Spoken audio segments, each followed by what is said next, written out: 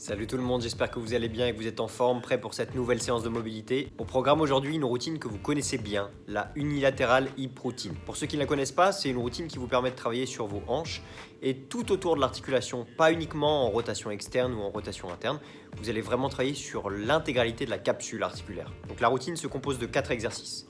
Pour chaque exercice, vous pouvez aller de 10 à 20 répétitions. N'allez pas au-delà, c'est pas nécessaire. Mais quoi qu'il arrive après la dernière répétition, vous restez en pause durant 10 à 20 secondes. Par exemple, si vous choisissez de faire 10 répétitions, vous restez 10 secondes de pause en bas. Si vous choisissez de faire 15, vous restez 15 et 20, vous restez 20. Petit plus aujourd'hui, vous allez travailler un côté en intégralité sur les 4 exercices d'abord avant de passer aux 4 exercices sur l'autre côté. Et on va commencer par la jambe la plus faible pour être sûr qu'elle travaille au maximum. Donc premier exercice, celui-là vous le connaissez bien, le unilatéral good morning. Vous êtes en équilibre sur une jambe, jambe tendue et genou verrouillé, sauf si vous êtes hyperlaxe. Dans ce cas-là, vous pouvez garder votre genou déverrouillé. La jambe libre est légèrement fléchie et vous pouvez ou pas poser le bout du pied au sol. Ça, c'est vraiment une question de confort. Vous allez placer une main au niveau du nombril et une main au niveau des lombaires pour vérifier que devant vous êtes gainé et derrière vous n'avez pas le dos qui s'arrondit. Et l'exercice, ça va donc être une flexion et une extension de hanche. Donc vous penchez en avant et vous redressez en essayant de conserver votre dos droit. Donc l'erreur la plus commune ici, c'est clairement de descendre trop bas. Si vous descendez trop bas, vous allez avoir le dos qui va s'arrondir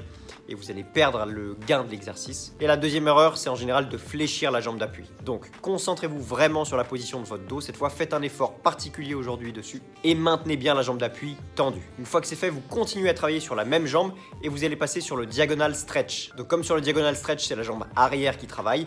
Pensez-y, si vous avez commencé par la jambe gauche, vous gardez la jambe gauche derrière sur le diagonal stretch et inversement si vous avez commencé par la jambe droite. Donc pour le setup, c'est très simple. Vos deux pieds se joignent au niveau des talons et vous êtes en ouverture à 90 degrés. La jambe arrière va venir glisser derrière la jambe avant et vous allez tirer un trait loin derrière comme si vous alliez faire une fente en arrière. Le pied avant reste à plat, dirigé vers l'extérieur et le pied arrière, lui, est pointé vers l'avant cette fois avec le talon décollé. Vous restez souple sur vos jambes. Aujourd'hui, on va le travailler jambes fléchies, donc les deux genoux sont déverrouillés et le poids est réparti équitablement entre l'avant et l'arrière. Donc dans notre exemple, c'est la jambe gauche qui est derrière. Je vais donc poser ma main gauche sur mon épaule droite. Si c'est votre jambe droite qui est derrière, vous posez votre main droite sur votre épaule gauche. Et avec la main libre, donc ici ma main droite, je vais venir chercher un point de contact sur la jambe arrière. Donc du plus facile au plus difficile, ça nous donne un contact au niveau de la fesse, un contact au niveau de l'arrière de la cuisse, un contact au niveau de l'arrière du genou, un contact au niveau du mollet et enfin un contact au niveau du talon. Comme pour le premier exercice, il s'agit ici de faire des reps.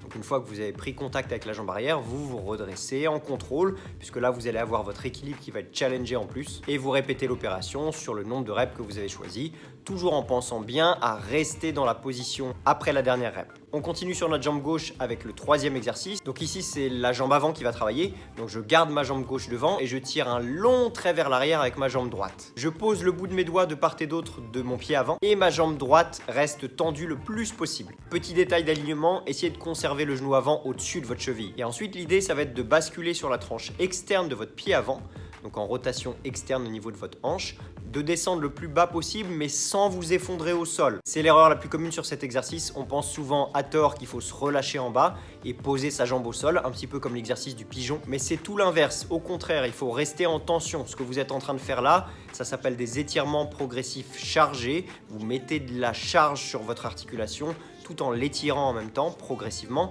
Et la charge, c'est donc la tension que vous allez mettre au niveau de votre articulation. Donc évidemment, si vous vous relâchez, vous passez complètement à côté du bienfait de l'exercice. Et pareil, on fait des reps, on descend et on remonte, on alterne en bas et en haut. Mettez très peu de poids sur vos doigts. Ça, c'est la deuxième erreur sur cet exercice. En général, on pose complètement les mains à plat, on se repose complètement sur ses bras. Mais le problème, c'est qu'avec ça, vous déchargez la hanche qui est la partie qui doit travailler sur cet exercice. Quand vous aurez progressé, sachez que le but, c'est de pouvoir le faire sans les mains posées au sol. Donc, aller-retour, vous restez en bas en tension après la dernière répétition. Et enfin, dernier exercice, vous allez travailler sur la rotation interne. Donc, vous allez vous asseoir au sol cette fois.